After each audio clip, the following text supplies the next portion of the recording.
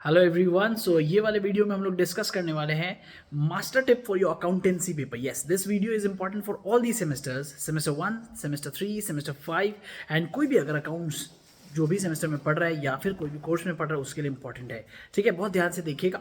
Short video है और आपको काम की बात डायरेक्टली बताता हूँ।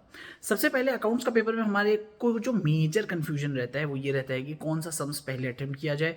तो मेक श्योर कि जो भी क्वेश्चंस सबसे छोटे छोटे क्वेश्चंस हैं अकाउंट्स में हमेशा उसे पहले अटेम्प्ट कीजिए, क्योंकि वो छोटे छोटे क्वेश्चंस हैं उसमें मार्क्स कटने का स्कोप कम है। राइट, जैसे 4 मार्क्स का क्वेश्चन है, 8 मार्क्स का क्वेश्चन है, तो इसमें मार्क्स कटने के स्कोप कम रहते हैं कंपेयर टू 10 मार्क और 15 मार्क क्वेश्चन। ओके, सो हमेशा आपका पहला और ये फोकस होना चाहिए कि 15 मार्क्स क्वेश्चन अवॉइड करेंगे, लास्ट में करेंगे। जो फर्स्ट छोटे छोटे क्वेश्चन है उनको पहले करेंगे, उसमें टाइम कम लगता है।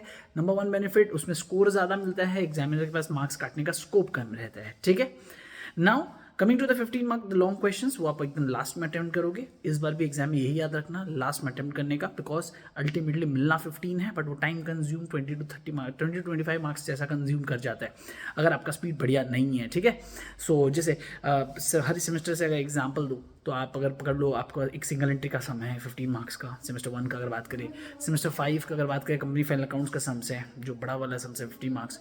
एंड अगर सेमेस्टर 3 की बात करें तो पार्टनरशिप में पीस मिल डिस्ट्रीब्यूशन का जो सम है 50 marks. So this takes time. Okay, so जो ज़्यादा टाइम कंज्यूम है keep it in the end, ताकि आपको पैनिक भी नहीं होगा कि आपका पेपर छूटने वगैरह है। ठीक है, दूसरा चीज़, जब भी आप अकाउंट्स के पेपर लिखो आप मेक श्योर करो जितना आपको आता है उसमें आप करेक्ट आंसर्स लिखिए। जैसे बैलेंस शीट होता है, जनरली लोग का बैलेंस शीट नहीं मैच करता है, फिर क्या करते हैं लोग, उसमें सस्पेंस अकाउंट उगाते हैं। नहीं, अगर गलत टोटल आ रहा है ना तो दोनों साइड गलत टोटल, जो भी एक साइड राइट है एक साइड गलत है, जो एग्जैक्ट फिगर आपके कैलकुलेटर पे आ रहा है आपको बिल्कुल वही लिख के आना है और उसके एग्जामिनर को आप कंफ्यूज मत करने की कोशिश कीजिएगा। ठीक है, because they are very smart then you, उनके पास सीधा आंसर शीट होता है, वो देखेंगे if you are trying to be over smart. ये कोई मैजिक तो है ना कि एकदम एग्जामिनर के लिए अलग क्वेश्चन है, उसको पता है कि ये क्वेश्चन आया है, उसका आंसर शीट भी उसके पास है।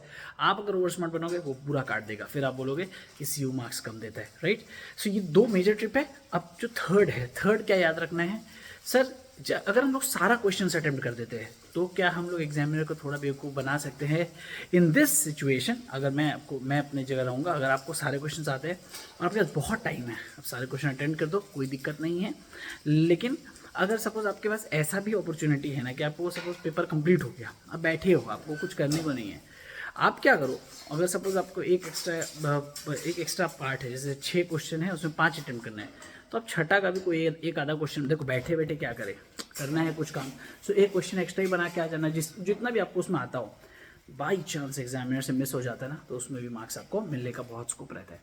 ओके, और अगर बात करें शॉर्ट पॉइंट्स की, तो अकाउंट्स में जो थ्योरी है आपका नंबर 4 टिप। ओके, थ्योरी में अकाउंट्स में आपको सेमेस्टर 1 वालों को ज़्यादा स्ट्रेस देने का दरकार नहीं है। सेमेस्टर 3 के लिए भी 0 नेग्लिजिबल थ्योरी है, मतलब 0 ही समझ के चलो।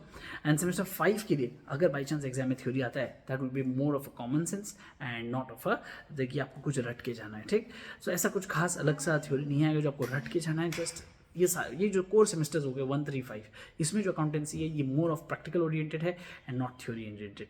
तो ये 4 मेजर टिप्स जो है आपको एकदम याद रखने, इसमें कोई भी राइट लेफ्ट नहीं करना, एग्जाम में फोकस होकर जाने का है। ठीक है, और प्रिपरेशंस 80 मार्क्स का आपको करना है, पूरा का पूरा करो। उसमें होता क्या है कि अगर एग्जामिनर ये देखता है ना कि बच्चा को पूरा सिलेबस आता है तो आपकी जो मार्किंग है वो उस तरह करता है। ठीक है, हर चीज़ में आपको थोड़ा लीनियंटली चेक करता है। और अगर एग्जामिनर देख लेता है अच्छा ये 4 चैप्टर टारगेट करके आया है, इसी को स्कोर करके पास होने के लिए आया है, तो जो आपने 4 चैप्टर सही भी किए होते हैं ना उसमें भी आपको रख के मार्क्स देते हैं, मतलब एकदम जूस निकाल के मार्क्स देते। सपोज 10 का समय जबरदस्ती आपको 4 दे के रखा है, आपका राइट है लेकिन 4 they, because he knows that you have not covered the entire concept and entire concept का coverage is more important than covering a particular chapter. Okay, तो आपका जो सिलेबस है वो पूरा, ही एक्सपेक्ट्स कि आपका सिलेबस जो है वो पूरा कवर होना चाहिए and not a short part. ठीक है, तो चलिए अच्छा लगा होगा वीडियो को तो जरूर से शेयर करिएगा अपने फ्रेंड्स के साथ, पूरे नॉलेज को इम्पार्ट करिए और लग जाइए वापस प्रिपरेशन में। Bye bye, take care.